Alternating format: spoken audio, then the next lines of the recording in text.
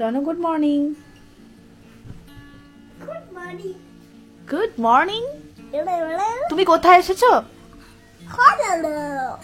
হ্যাঁ কোথায়? এটা কোথায়?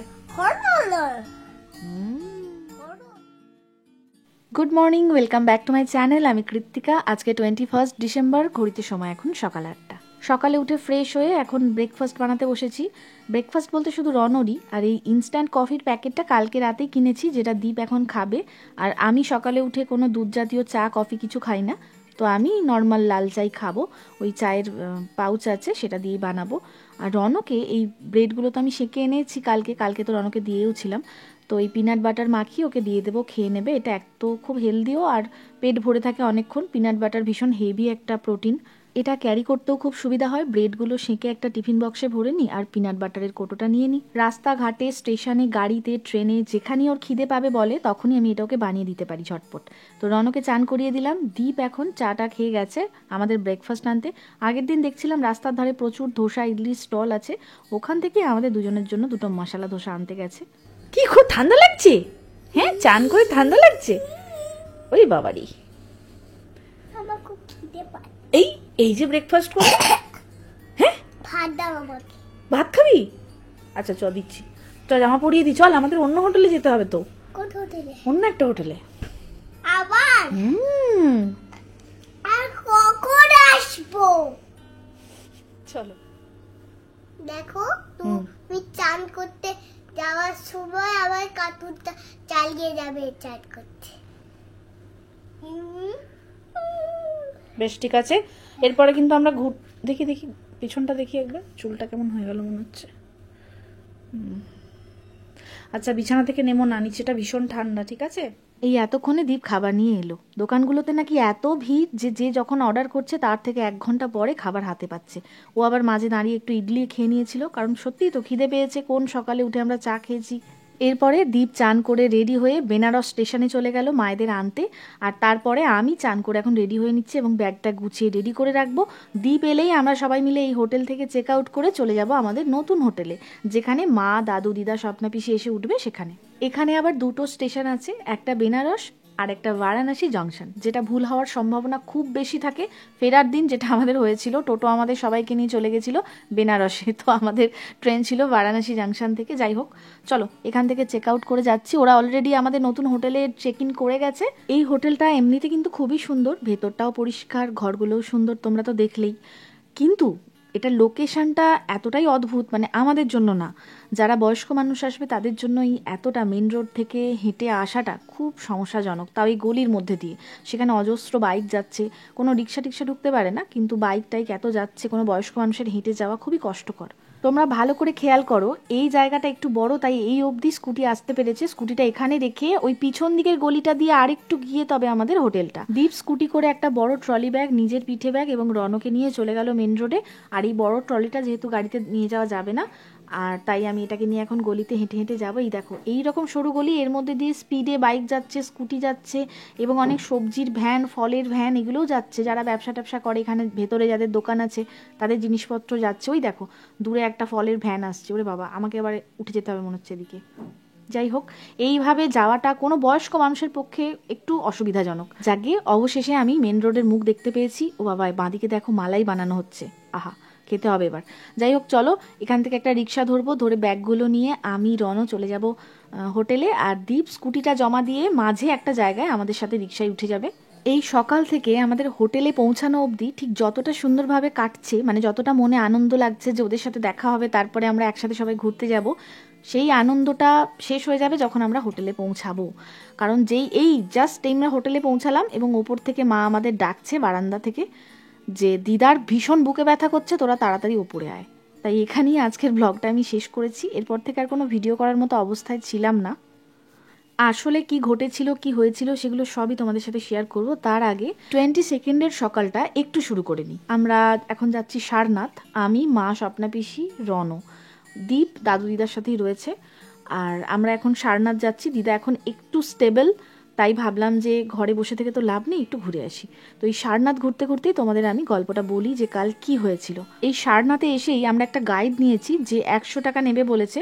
তো যাই হোক, সে আমাদের সমস্ত কিছু ঘুরিয়ে দেবে। এখানে বৌদ্ধ মন্দির যা যা রয়েছে, প্রচুর বাজার বসেছে চারিদিকে, শুধু খাবারের দোকান, ফলের দোকান আর বাচ্চাদের খেলনার দোকান, যেটা আমার জন্য এত সংকটজনক পরিস্থিতি সৃষ্টি করে। সব দোকানে গিয়ে গিয়ে একটা করে ওকে খেলনা কিনতে হবে। গতকাল আমরা হোটেলে ঢোকার সঙ্গে সঙ্গেই মা বারান্দা থেকে আমাদের ডেকে নিল যে দিদার বুকে ব্যথা করছে। তো আমরা সমস্ত ব্যাগ নিয়ে ওপরে গেলাম, গিয়ে ওই ব্যাগটা জাস্ট রুমে রেখেছি, ঢোকারও সময় পাইনি। তো ভীষণই বুকে লাগছে, বুক ধরে দিদা শুয়ে পড়েছে এবং হাত পাগুলো মা ঘষে দিচ্ছে এবং গলায় চোয়ালে হালকা টান ধরছে এবং দিদা বারবার বলছে যে আমাকে নার্সিংহোম নিয়ে চল, কোনো ওষুধে কাজ হওয়ার মতো এটা নয়। দিদা নিজে থেকে এটা বারবার বলছে। আর দাদু বলছে যে দিদার গ্যাস হয়েছে এবং গ্যাস হলে দিদার এরকম বুকে ব্যথা হয়, কাল সারা রাত ট্রেনে ঘুমায়নি, ভুলভাল খাবার খেয়েছে। যাই হোক, তো আমরা এটাই ভাবলাম যে ডাক্তারের কাছে নিয়ে যাব এবং যদি গ্যাস অম্বল হয় সেটা ডাক্তারের মুখ থেকে আমরা শুনবো এবং ওষুধ দিয়ে সারিয়ে দিদাকে ঠিক করে তবে নিয়ে আসবো। যাই হোক, আমরা অ্যাম্বুলেন্স ডাকলাম, দিদাকে নিয়ে আমরা নার্সিংহোম গেলাম, একটা প্রাইভেট নার্সিংহোমে। তো সেখানে গিয়ে সমস্ত চেক আপ করার পর, যেহেতু বুকে ব্যথা হচ্ছে এবং বয়স অনেকটাই বেশি, তাই সমস্ত চেক আপ করার পর জানা গেল যে ওই সময় দিদার একটা মাইল্ড স্ট্রোক হয়ে গেছে। দাঁড়াও, আমাদের গাইড মশাই কিছু বলবে এই সারনাথ নিয়ে, সেটা আগে শুনে নি, তারপরে বাকি গল্প বলবো। तो मेरा नाम चंदन, मैं सोसाइटी मेंबर्स हूँ। सारनाथ के बारे में आप लोग को एक्सप्लेन करूंगा। तो सारनाथ बुद्धिज्म प्लेस है, बौद्ध धर्म और भगवान बुद्ध के बारे में जानेंगे। बुद्ध के जो है 4 प्लेस इंपॉर्टेंट माने जाते हैं। तो फर्स्ट प्लेस है लुम्बिनी, जहाँ भगवान बुद्ध का जन्म हुआ था कपिल वस्तु में एक युवराज के रूप में। सेकंड प्लेस है बौद्ध गया, जहाँ पे उनको ज्ञान की प्राप्ति हुई थी, जिस पेड़ से ज्ञान की प्राप्ति हुई थी उसे बोधि वृक्ष के नाम से रहता है। थर्ड प्लेस है सारनाथ, जहाँ पे आप लोग घूमने हैं। यहीं पे बुद्ध ने प्रथम 5 भिक्षुओं को पहला धर्म का उपदेश दिया था, उसे धर्मचक्र पवित्र सूत्र के नाम से रहता है। और फोर्थ प्लेस है कुशीनगर गोरखपुर में, 80 ईयर्स के अवस्था में महापरिनिर्वाण मोक्ष प्राप्ति हुई थी कुशीनगर गोरखपुर। ये बुद्ध के 4 प्लेस मुख्य माने जाते हैं। तो ये सारनाथ का मेन कैंपस और ये मेन टेम्पल, इस टेम्पल बताएंगे इनके बारे में। ये मेन टेम्पल है, इस टेम्पल का नाम है मूल गंध कुटी विहार। इस टेम्पल এই সারনাথ হলো বৌদ্ধদের একটা অন্যতম পবিত্র ধর্মীয় স্থান, যেখানে কিন্তু গৌতম বুদ্ধ প্রথম তার ধর্মযাত্রা শুরু করেছিলেন এই জায়গা থেকেই। যতগুলো বৌদ্ধ মন্দিরে ঘুরলাম, প্রত্যেকটা জায়গায় কিন্তু চুপচাপ সবাই, কেউ কথা বলছে না এবং চারিদিকে যেন একটা শান্তি বিরাজ করছে।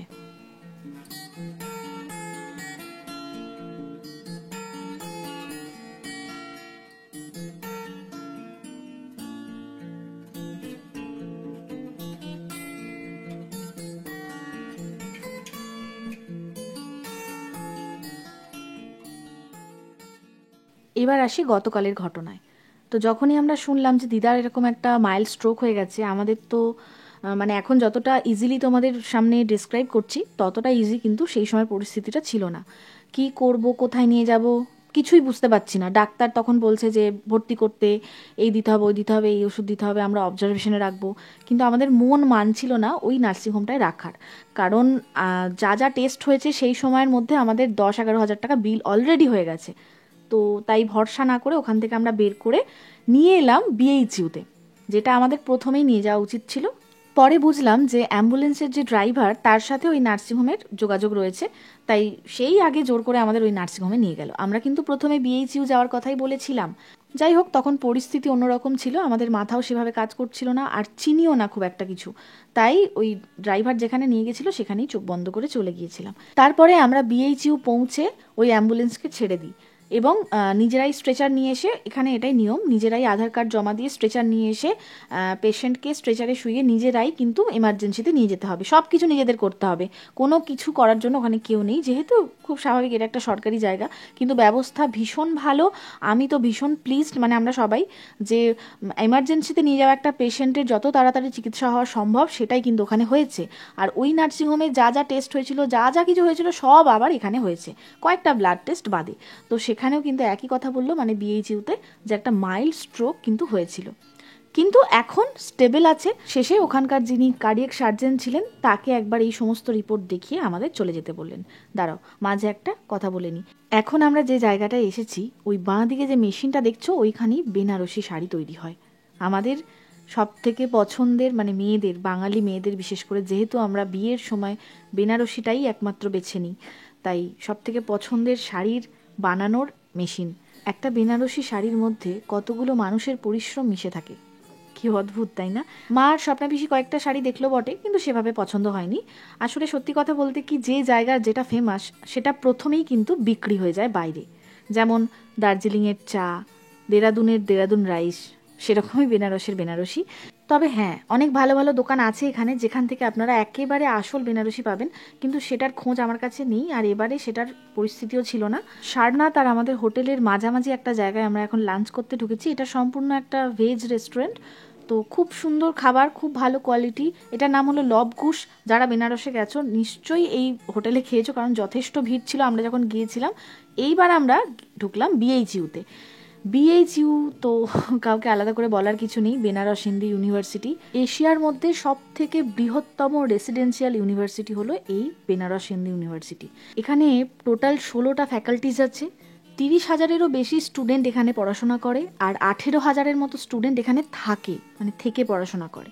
তো এটা এত বড় ক্যাম্পাস যে হেঁটে দেখা তো প্রায় অসম্ভব। তবে আপনাদের হাতে যদি সময় থাকে আর নেমে নেমে প্রত্যেকটা ফ্যাকাল্টি যদি দেখার ইচ্ছা থাকে, তো সেটা অবশ্যই আপনারা করতে পারেন। সেক্ষেত্রে গোটা একটা দিনই BHUতে দিতে হবে। তো আমাদের এবারের ঘোরাটা তো কি পরিস্থিতিতে হচ্ছে সেটা তো বুঝতেই পারছেন। সেই জন্য জাস্ট আমরা BHUটার সব ফ্যাকাল্টিগুলো দেখে এলাম দূর থেকেই, এবং এই BHUর মধ্যেই যে কাশী বিশ্বনাথের আদলে যে মন্দিরটা রয়েছে সেটা আমরা দর্শন করব এখন। আমি রনকে নিয়ে বাইরেই ছিলাম, মা আর স্বপ্না পিসি এটা দর্শন করে এসছে, কারণ রন অ্যাকচুয়ালি ওই মন্দিরের ভেতর ঢুকতে চাইছিল। আমরা বেরিয়েছিলাম সকাল 11টা থেকে 11:30টার মধ্যে, আর এখন বাজে বিকেল 4টে। এই সময় দীপ ফোন করলো যে তোমরা তাড়াতাড়ি চলে এসো। আমি 5:30টাতে একটা বোট বুক করেছি, মানে একটা নৌকা বুক করেছি, যেটা আমাদের নিয়ে যাবে আরতি দেখাতে ওই দশাশ্বমেধ ঘাটে। আমরা আছি আশি ঘাটে, সেই আশি ঘাটেই এখনো আমরা যাওয়ার সুযোগ পাইনি। মন্দিরের সামনেই একজন শিল্পী ইনস্ট্যান্ট প্রতিকৃতি আঁকছে বসে বসে, কি অদ্ভুত তার হাতের টান, যে যেমন ঠিক তাকে তেমনই এঁকে দিচ্ছে। এখান থেকে আমরা তাড়াতাড়ি বেরিয়ে এখন যাব সোজা আশি ঘাটে, যেটা এখনো অবধি আমরা যেতে পারিনি। আর আমাদের হোটেল থেকে আশি ঘাট পায়ে হেঁটে ওই 5 মিনিট মতো, খুবই কাছে। গতকাল প্রায় অনেকটা সময়ই আমরা BHUতে কাটিয়েছি। যখন আমরা হোটেলে ঢুকলাম তখন বাজে ওই 12টা। তারপরেই অ্যাম্বুলেন্স এলো, দিদাকে নিয়ে বেরিয়ে চলে গেলাম ওই প্রাইভেট নার্সিংহোমটায়।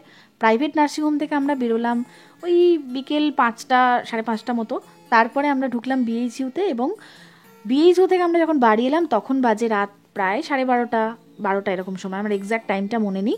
আর গতকাল যে আমরা ওই সকালে ধোসা খেয়েছিলাম, ওটাই আমাদের একমাত্র ওই দিনের ভরপেট খাওয়া ছিল। সারা দিন আমরা কিছুই খেতে পারিনি, খাওয়ার সময় পাইনি, খাওয়ার মতো মানসিকতাও ছিল না। তবে ওষুধ খাওয়ানোর জন্য দিদাকে কিছু খাওয়াতে হতো, তাই মেরি বিস্কুটের প্যাকেট কিনে আনা হয়েছিল, সেটাই আমরা জল দিয়ে খেয়েছিলাম। তো রাত্রেবেলা হোটেলে এসে আমরা ভাত খাই, মানে হোটেল থেকে অর্ডার করে রেখেছিল মায়েরা, তো এসে আমরা ওই রাতে ভাতটুকু খাই। গতকাল আমাদের এতটাই বীভৎস কেটেছে যে আমরা সারা রাত ঠিক করে ঘুমাতেও পারিনি। সবসময় ভাবছিলাম যে দিদা ঠিক আছে কিনা। যাই হোক, আসলে শারীরিক পরিশ্রম মেনে নেওয়া যায়, কিন্তু শারীরিক পরিশ্রমের সাথে মানসিক টানাপোড়েন, তার সাথে ডিসিশন নেওয়া, এই সমস্ত কিছু একসাথে হয়ে গিয়ে আমরা খুব নাজেহাল হয়ে গিয়েছিলাম। যাই হোক, আজকের দিনটা একটু ভালো আছি, মানে দিদা ভালো আছে তাই আমরা ভালো আছি। দিদার জন্য দাদুও এখন হোটেলের রুমে আছে, যেটা দুজনের জন্যই খুব প্যাথেটিক, ঘুরতে এসে একটা হোটেলের রুমে বন্ধ হয়ে বসে থাকা। তবে আজকের দিনটা দিদাকে রেস্ট দিতেই হতো, কারণ গতকাল আমাদের সাথে সাথে দিদার হায়রানিও কিন্তু কম হয়নি। এতটা বয়স মানুষটার, প্রায় 5-6 বার দিদাকে ইঞ্জেকশন দেওয়া হয়েছে, কখনো কখনো ব্লাড নেওয়া হয়েছে, কখনো ওষুধ ইনজেক্ট করা হয়েছে। তো খুবই কষ্ট হয়েছে, আর স্ট্রেচারগুলোতে শুধু শুয়ে থাকাটা বেশ কষ্টকর।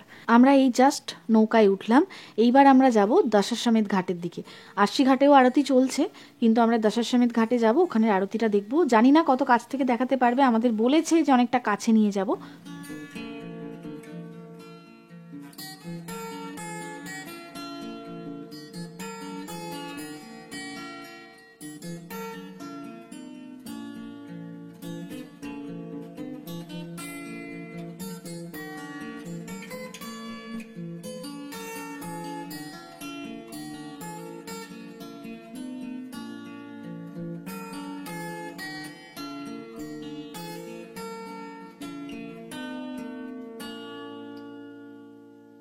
দশাশ্বমেধ ঘাট এবং আশি ঘাট, এই দুটো ঘাটেই কিন্তু বড় করে আরতি হয়। দুটো ঘাটের আরতি কিন্তু একই রকম, মানে এখনো অবধি অনেকের ধারণা আছে যে শুধু দশাশ্বমেধ ঘাটেই বড় আরতি হয়, কিন্তু না, আশি ঘাটেও কিন্তু বেশ বড় আরতি হয়।